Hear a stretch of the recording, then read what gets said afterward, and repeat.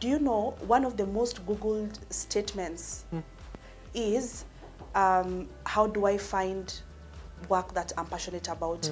It's the one thing that people all over the world Google to find, because many people are not doing work that is in line with their strengths, their skills, and their passions. Interesting. So you've said three things. So there's passion, there's talent, and there's mission. So those three things are the indicators that you are actually doing what you need to do. So there are so many people now, like for example, you have this job in the bank and you're earning 200,000, but you cannot see how the work that you're putting in is aligning with the results.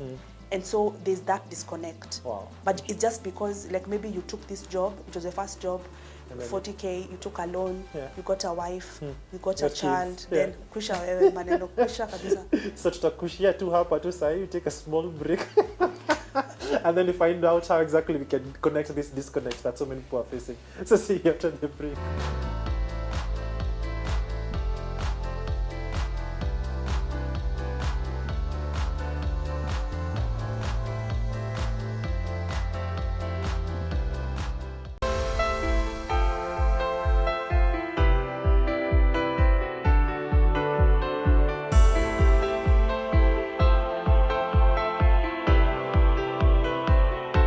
Welcome back to the show. Before we went on a break, John was just taking us through her career journey, sharing some of the insights, primarily as you start your career, what exactly it is that you're supposed to do. We talked about passion, talent, and mission. Hey, you're a good student. I am. I'm very good. That's why I read books. I'm impressed. Yeah, I'm very.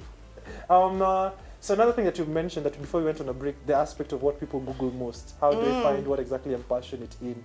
So how does one find what they're passionate in, besides eating a passion fruit?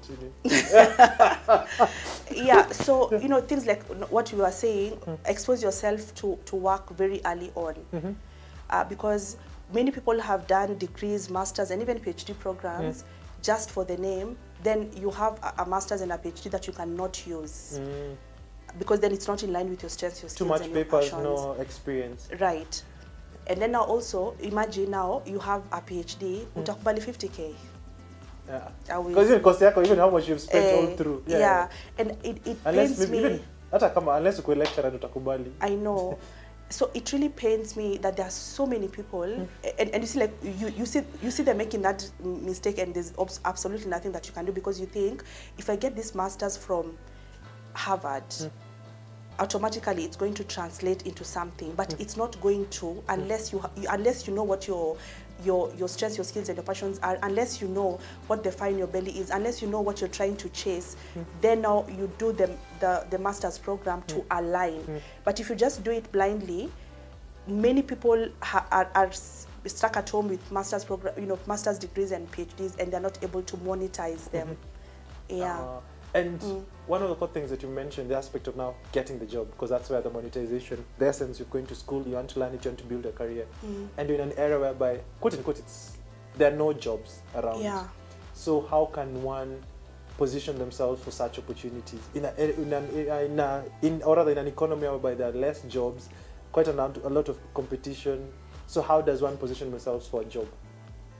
So again, and I think I don't know why I find myself mentioning this, exposing yourself to the work, and just get yourself out there and work, even if you're working for free. Get an internship, volunteer. So so when a client, like let's just do it the way I would do like a career coaching session. So I would ask someone, what skills do what things do you do very well innately?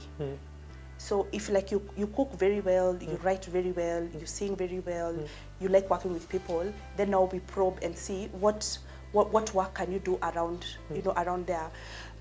So you want to look at the things that you can do. Put your degree aside. What things are you good at doing? Then maybe you have a diploma, or you just have your Form 4 living certificate. What kind of work can you get? It doesn't have to be like anything so sophisticated. It can even be an admin work, or maybe you can say, I'm passionate about computers. Can you go and expose yourself? Can you do like a certificate or something like that? But the first thing, for you to know what you're good at, you actually need to do it. So it's almost something I can't almost tell you because then you need to try and then see, maybe I like this Yeah. one I don't like. So to experiment a lot. Exactly. All right. Exactly.